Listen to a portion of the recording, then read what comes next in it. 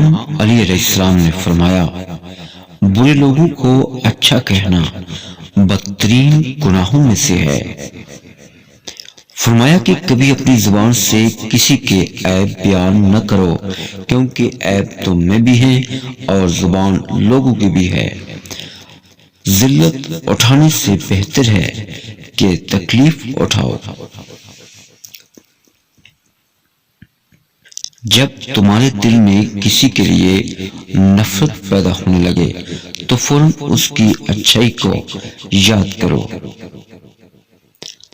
حضرت علی نے فرمایا کہ ان لوگوں کو کھونے سے ڈرو جن کے نزدیک دوستی کے رشتے خون کے رشتوں سے زیادہ عزیز ہے۔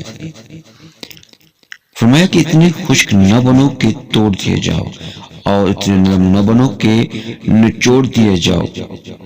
کوئی تم میں سے بلائی کی امید رکھے اسے مایوس مت کرو، کیونکہ لوگوں کی ضروریات کے تم سے وابستہ ہونا تم پر اللہ کی عنایت ہے۔